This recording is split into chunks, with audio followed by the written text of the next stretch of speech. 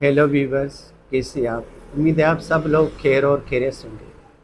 मेरा नाम है डॉक्टर विजय कुमार एस सचदे और मेरे यूट्यूब चैनल का नाम है expert of disease and it's treatment. आज का मेरा जो टॉपिक है वो है बहुत ही इंटरेस्टिंग है और बच्चों के हवाले से है। उनमें ये होता है कि ज़्यादातर बच्चे जो डायरिया के साथ आते हैं उनमें कभी कभार पोटाशियम की कमी की वजह से वो जो है ना अपना जो है ना गर्दन वो एक सही तरीके से बैलेंस नहीं कर पाते। या तो उनकी गर्दन ऐसे हो जाती है, या उनकी गर्दन ऐसे हो जाती है, या नीचे गिर जाती है, या पीछे चले जाती है।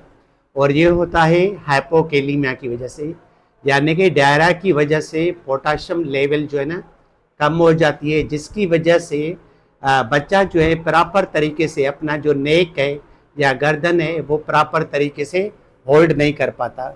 तो या तो उसकी गर्दन ऐसी हो जाती है, या फिर ऐसे हो जाती है, या नीचे चली जाती है, या पीछे चली जाती है, मगर वो प्रॉपर तरीके से बच्चा अपनी गर्दन खड़ी नहीं कर सकता।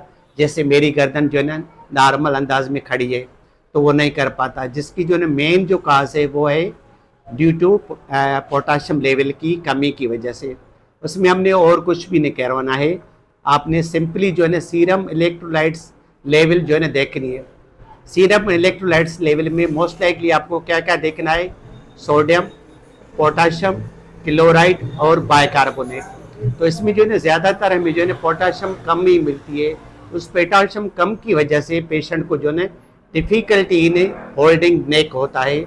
उसमें आपने और कुछ भी नहीं करी है, या तो आपने नॉर्मल सलाइन जो है उसमें जो है ना KCL का जो है ना एम्प्यूल जो है ना 1 से 3 cc जो है ना डाल के स्लोली वेरी जो है ना स्लोली देनी है। 6 माइक्रोड्राफ्ट से ज़्यादा नहीं देनी है, वो स्लोली आपने उसके जिस्म में इंजेक्ट करनी है, मगर थ्रू ड्रिप यानी कि डाइल्यूट करके।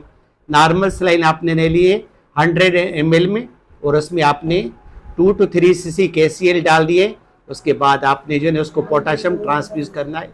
और दूसरे नंबर पे ऑप्शन आता है वो है प्लेबोलाइट एम, उसमें भी पोटाशियम की रिच क्वांटिटी जो है मौजूद है, या आप वो दे सकते हो। दोनों में से जो आपको बेहतर लगे आप दे सकते हो। नॉर्मल सलाइन में पोटाशियम का एम्पिल 3 cc डाल के आप वो भी दे सकते हो, या प्लेबोलाइट एम है वो आप जो है स्लोली एंड ग्रेजुअली पेशेंट में जो है ट्रांसफ्यूज करके दे सकते हो।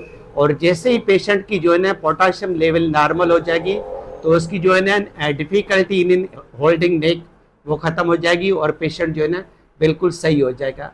Thanks for watching my video. God bless you.